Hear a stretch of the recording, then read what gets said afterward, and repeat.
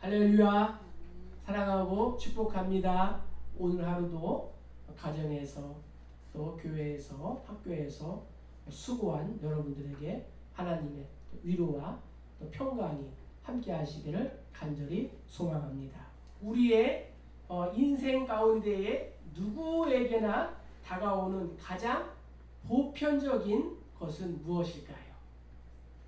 그것은 고통인 것 같습니다. 고통은 우리의 이 삶의 일상 아래에서 늘 이 용암처럼 흐르고 있습니다.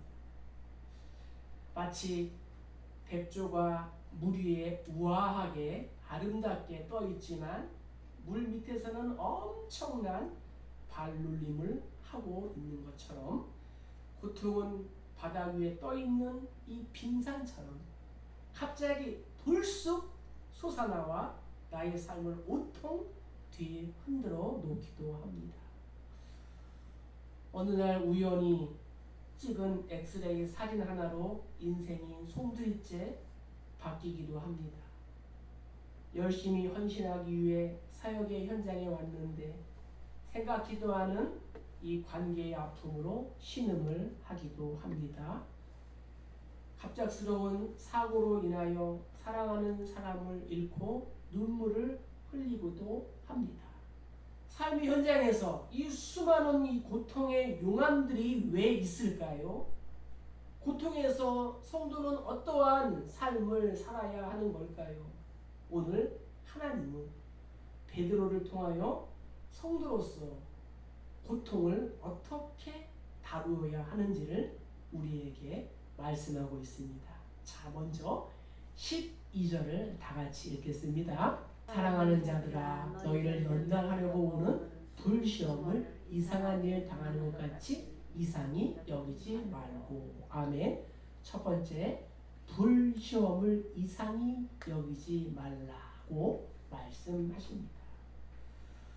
우리는 그리스도인으로서 고통에 대하여 이상하게 여기지 말아야 합니다.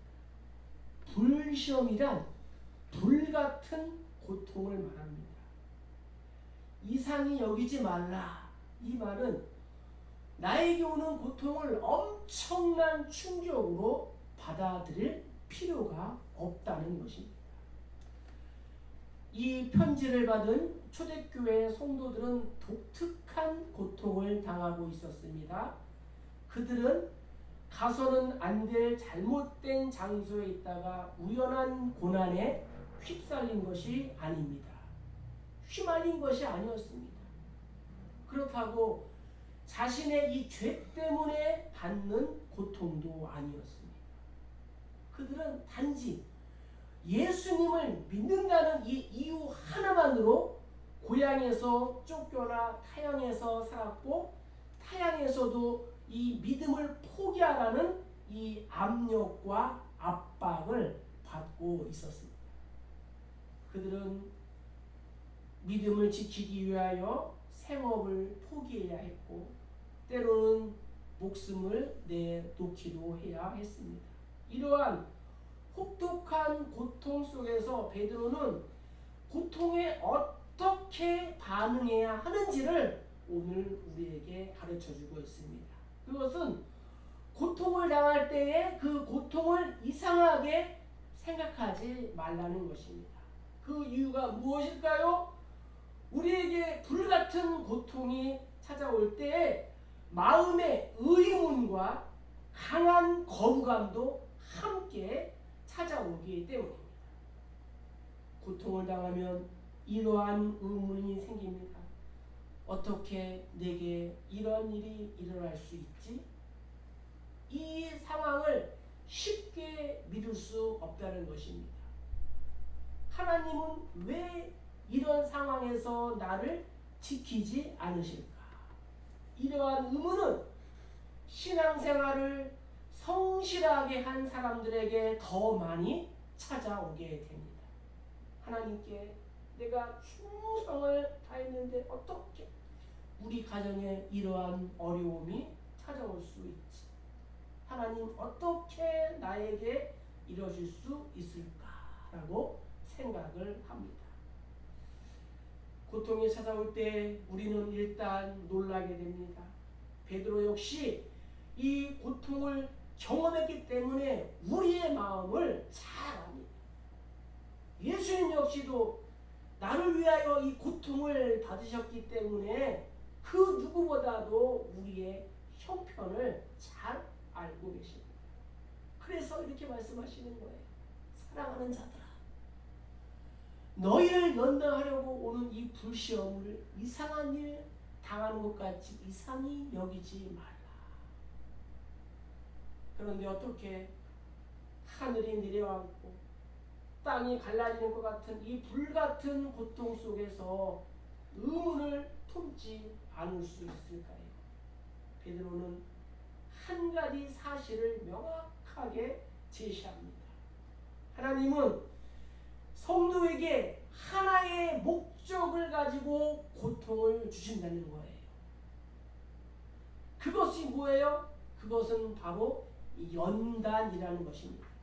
세상에서 시험을 좋아하는 학생은 한 명도 없습니다. 어른들도 마찬가지입니다.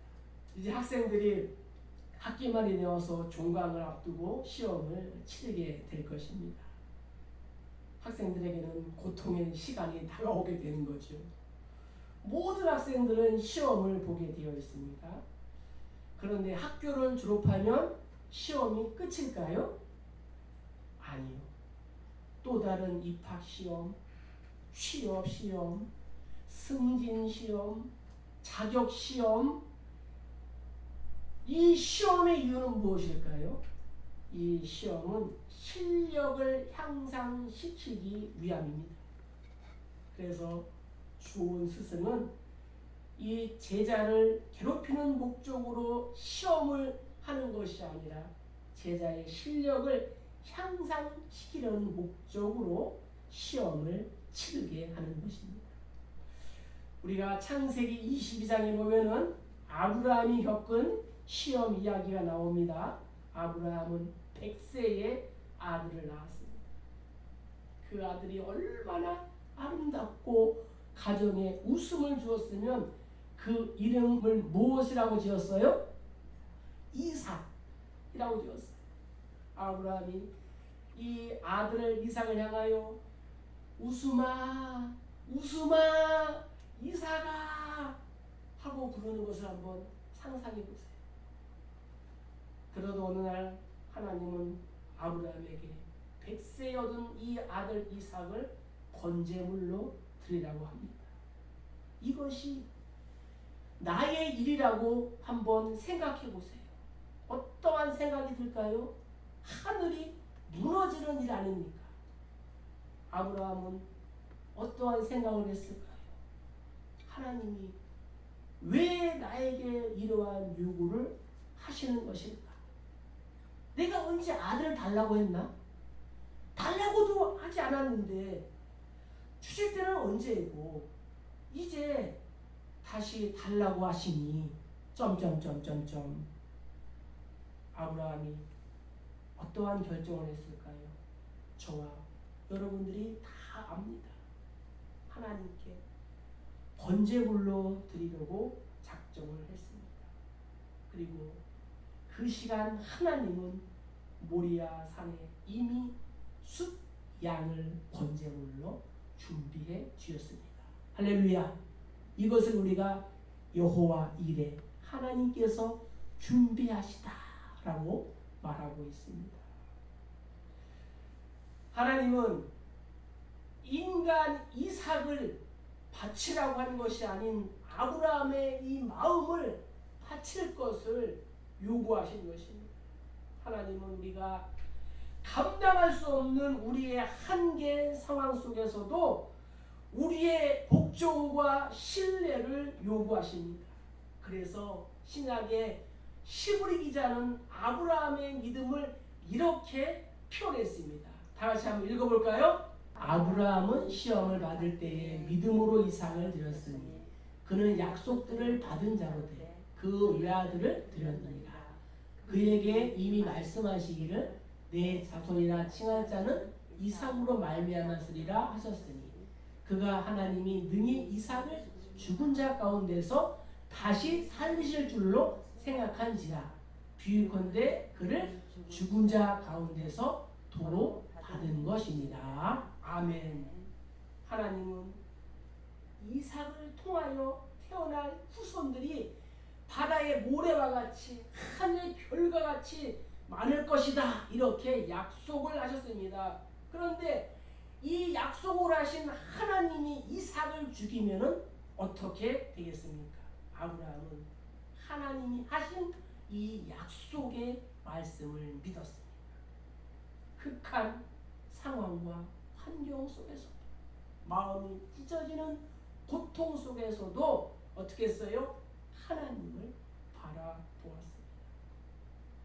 혹독한 이 고민과 고통을 통해 아브라함의 믿음이 성장한 것입니다. 그래서 오늘날 2000년이 지난 우리가 아브라함을 향하여 뭐라고 부릅니까? 믿음의 조상. 우리 모두는 이 아브라함의 믿음의 후손들인 것입니다. 욥도 고난 앞에서 해답을 찾기보다는 하나님을 신뢰하기로 했습니다.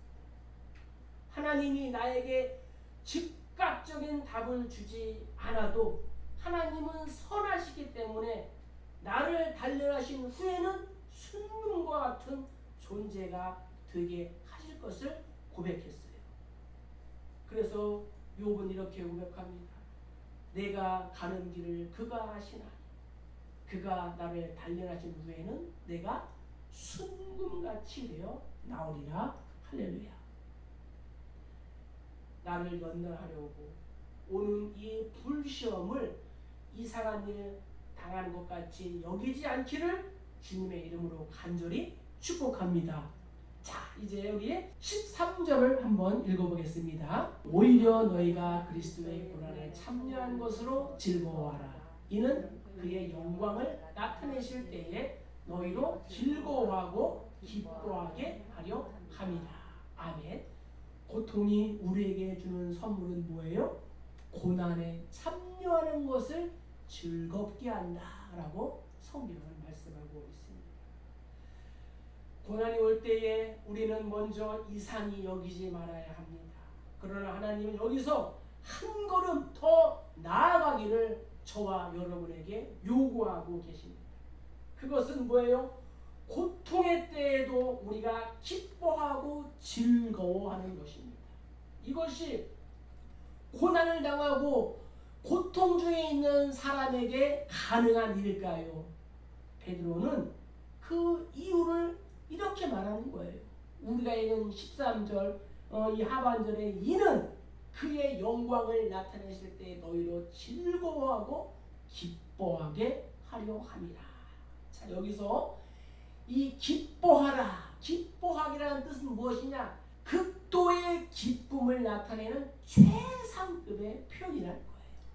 우리가 한글 성경으로 그냥 기뻐하라 이렇게 표현됐기 때문에 우리가 그 속뜻을 잘 모르지만 이 뜻의 원뜻은 뭐예요? 극도의 기쁨을 나타내는 최상급의 표현이다. 그러니까 우리가 고통 중에서도 고난 중에서도 어떻게 하라는 거예요? 기뻐하라 이렇게 말씀하고 있습니다. 춤을 춰라, 할렐루야 해라, 이렇게 우리에게 말씀하고 있는 것입니다. 이유는 하나님의 목적을 따라 우리에게 주어지는 이러한 고난은 훗날 소망과 연결이 된다는 것입니다. 이것이 바로 고난에 대한 성경의 가르침입니다. 구원받은 자들에게 고난은 결코 끝이 아닙니다. 성도의 고난은 반드시 영광과 이 연관이 되어 있는 것입니다.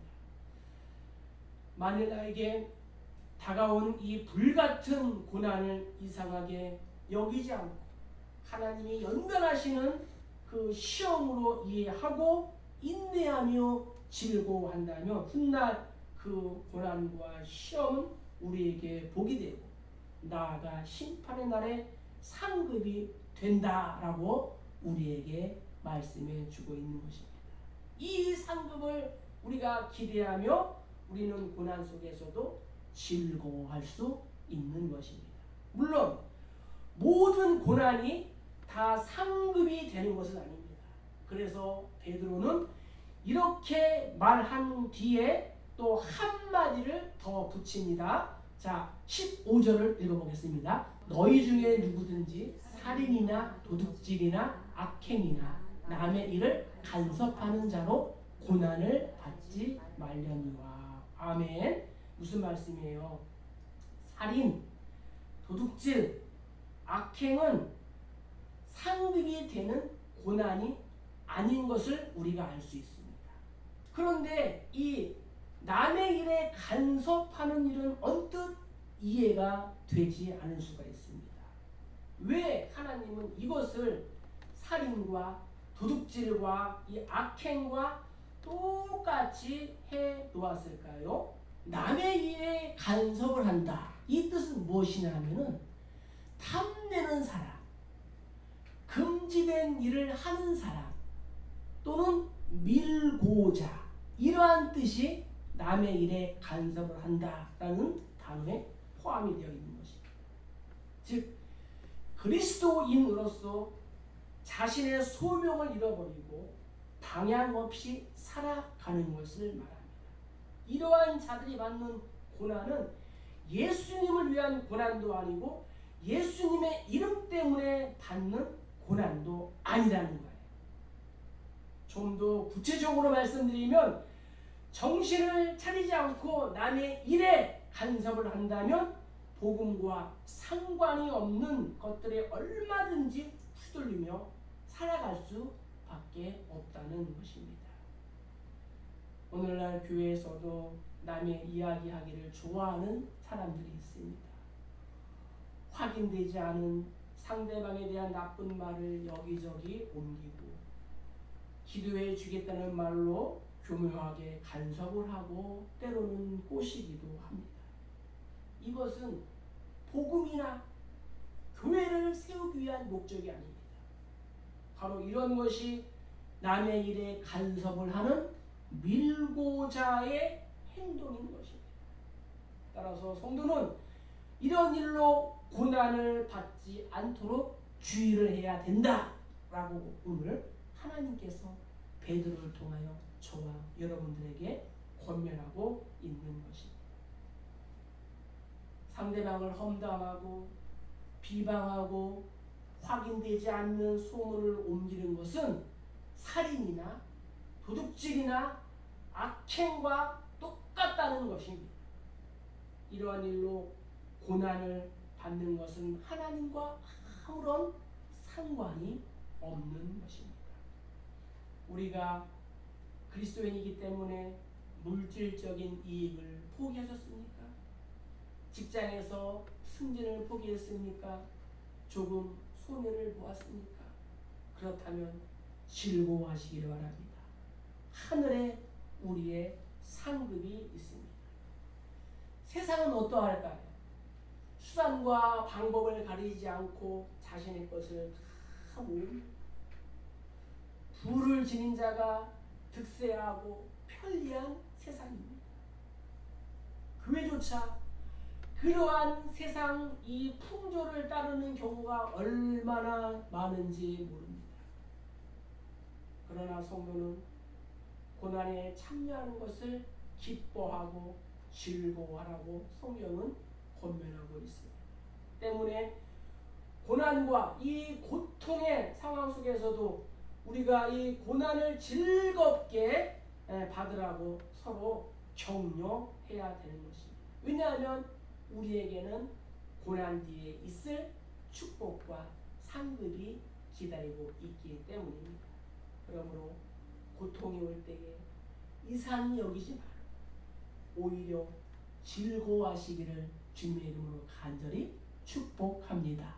자, 이제 우리 12절을 한번 읽어보겠습니다. 그러므로 하나님의 뜻대로 고난을 받는 자들은 또한 선을 행하는 가운데에 그 영혼을 미쁘신 창조주께 의탁할지어다. 아멘. 세 번째 고통이 주는 선물은 무엇일까요? 창조주 하나님께 의탁하게 한다는 거예요. 이 의탁한다 라는 뜻은 무엇이냐? 예금하다. 우리가 예금을 어디다가 해요? 은행. 우리가 은행에 예금하듯이 하나님께 예금하는 거. 또한 맡기는 거. 이것이 의탁하는 거예요. 예수님이 자신의 영혼을 아버지께 부탁하신 것처럼, 또 스데반이 자기의 영혼을 하나님께 부탁한 것처럼 우리가 하나님께 맡기는 거예요. 부탁하는 거예요. 고난의 터널을 우리가 지날 때에 하나님의 선하심과 하나님의 이 권능을 우리가 전적으로 확신하지 못하면 낙심을 하게 됩니다. 좌절하게 됩니다. 성도는 어떠한 이 상황과 환경 속에서도 하나님께서 이루시는 당신의 그 계획을 우리가 믿어야 할 줄로 믿습니다. 우리가 믿는 하나님은 어떠한 분이십니까? 말씀으로 천지를 창조하신 분입니다. 우주 만물을 주관하시는 분입니다. 그리고 그분은 우리가 정말 믿을 만한 분입니다. 사람의 몸으로 이 땅에 오셨습니다. 우리의 질고를 대신 지고 우리를 영광의 자리로 인도하기 위하여 친히 십자가에서 그 고통과 고난의 잔을 다 마셨습니다. 3일 후 부활하시고 40일 동안 이 지상에 계시다가 승천하셨습니다. 예수님께서 극한 이 고통 중에도 자신의 영혼을 하나님께 맡기시는 것처럼 우리 또한 고난 가운데에 우리의 영혼을, 우리의 상황과 형편을 사랑하는 하나님께 맡겨야 합니다. 하나님은 당신께 부탁하라, 의탁해라, 맡겨라, 이렇게 우리에게 말씀하셨습니다. 우리는 고통을 싫어합니다. 그러나 고통은 선물입니다.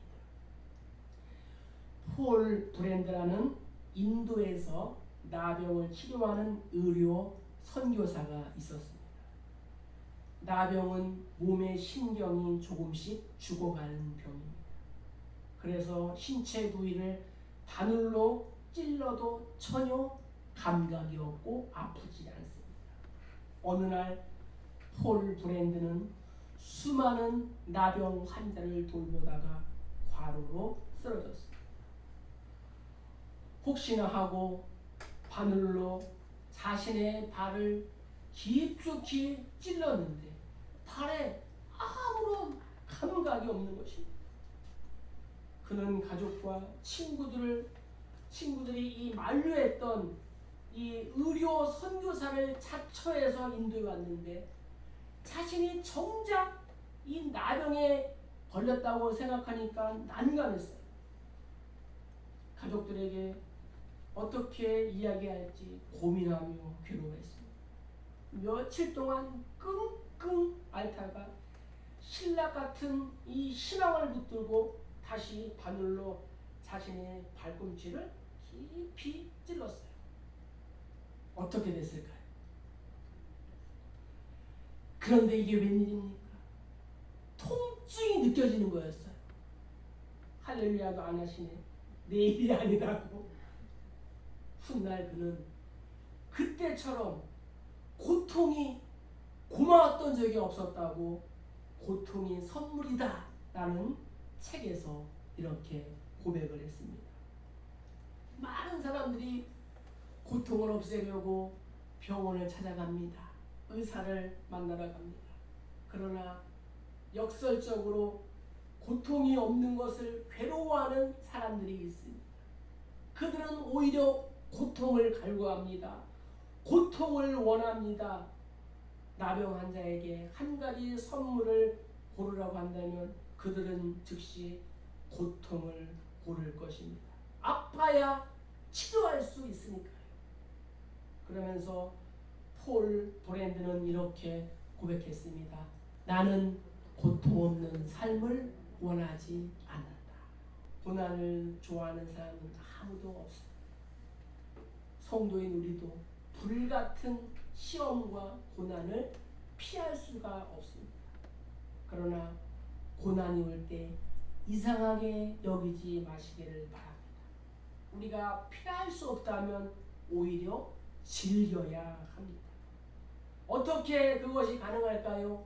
하나님을 믿을 때, 하나님을 신뢰할 때에, 하나님께 의탁할 때에 가능한 줄로 믿습니다. 고통에 대한 해결책이 아닌 이 고통 너머에 계신 그 하나님으로 인해 모든 고난을, 고통을 즐거움으로 견디시기를 주의 이름으로 축복합니다. 그리고 이 나를 지극히 사랑하시는 그 하나님께 모든 것을 의탁하시기를 소망합니다.